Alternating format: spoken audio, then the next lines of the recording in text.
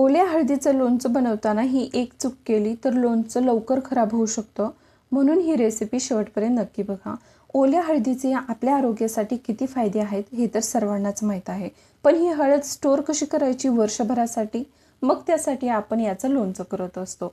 पण हे लोणचं वर्षभरात बुरशी लागू नये, ते छान टिकावं म्हणून काय टिप्स फॉलो करायच्या ते व्हिडिओमध्ये बघणार आहोत.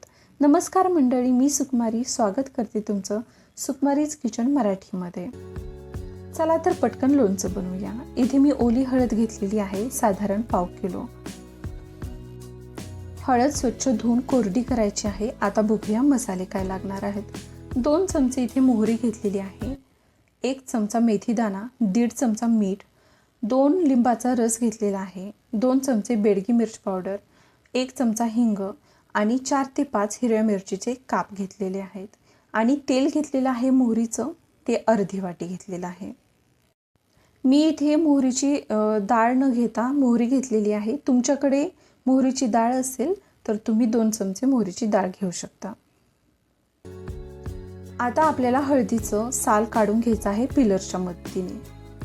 साल काढताना जर याचा काही खराब भाग असेल तर तो देखील कट करून काढायचा आहे. बघू शकता पूर्ण साल काढलेला आहे. आता याच पद्धतीनं सगळ्या हळदीचा आपण साल पिलरने काढून घेणार आहोत. बघा, हळदीचं साल काढून घेतलं, सोबतच खराब असलेला भाग देखील कट करून घेतलेला आहे. आता आपल्याला याचे काप करायचे आहेत. तर हळदीचे तुम्ही जितके बारीक तुकडे कराल तेवढी हळद चांगली मुरली जाते आणि लोणचं देखील छान चविष्ट होतं.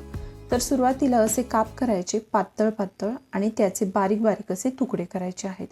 किंवा या प्रोसेसला खूप वेळ लागत असेल तर तुम्ही कमी वेळेत फक्त मोठ्या खिसणीवरती हळद खिसून देखील घेतली तरी चालणार आहे. या पद्धतीने आपण याचे तुकडे करणार आहोत. लोणचं जास्त दिवस टिकावं यासाठी आपण जेव्हा हळद धुवून घेत असतो तर ती अगोदर स्वच्छ कोरडी करायची आहे आणि त्यानंतरच कट करायची आहे. हळद कट करून झाली. आता एका भांड्यामध्ये काढून घेणार आहोत. आता ही आपल्याला मुरत ठेवायची आहे 10 ते 15 मिनिटांसाठी. एका भांड्यामध्ये काढली. आता यामध्ये मिरचीचे काप तुम्ही उभे देखील करू शकता. मी इथे छोटे छोटे कट केलेले आहेत. मीठ घालायचं आहे, लिंबाचा रस घालायचा आहे.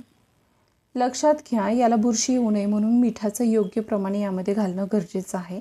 1.5 चमचा मीठ घातलेलं आहे आणि 2 लिंबाचा रस घातलेला आहे.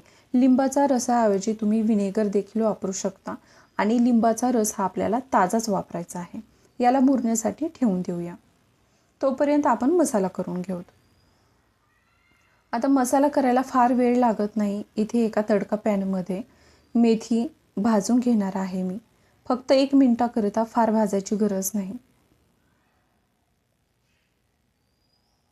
मोहरी देखील भाजून घ्यायची आहे. छान तडतडेपर्यंत भाजायची.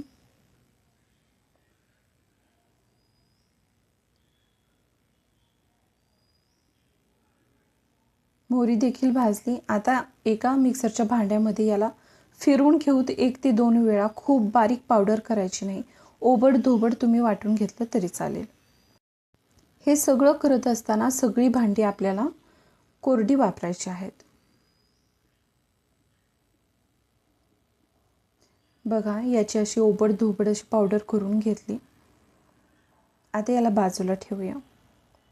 आता इथे त्याच पॅनमध्ये मोहरीचं तेल गरम करून घेऊ. सुरुवातीला कडकडीत गरम करायचं आहे तेल आणि त्यानंतर थंड करायचं आहे. बघू शकता कडकडीत गरम झालेला आहे. आता गॅस बंद करायचा आहे. हळद आपण मुरत ठेवलेली 10 ते 15 मिनिटांसाठी आणि बघू शकता तुम्ही लिंबाच्या रसामुळे पटकन मुरायला मदत होते. आता यामध्ये आपल्याला तेल आणि बाकी मसाले घालायचे आहेत. तेल आपण थंड केलं, अगदीच थंड नाही, थोडंसं कोमट असताना त्यामध्ये मसाले घालायचे. हिंग घालायचा आहे, 2 चमचे बेडगी मिरच पावडर घेतलेली ती घालायची आहे आणि आपण बारीक केलेली पावडर घालायची आहे. सगळं मिक्स करायचं आणि बघू शकता हे थंड झाल्यानंतर आपण हळदीमध्ये घालायचं आहे. मसाले आणि तेल छान हळदीमध्ये मिक्स करून घ्यायचं.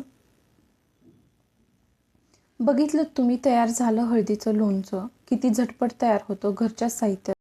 आता हे स्टोअर कसं करायचं, तर एका काचेच्या भरणीमध्ये किंवा तुम्ही चिनी मातीच्या एखाद्या भरणीमध्ये याला झाकण लावून स्टोअर करू शकता.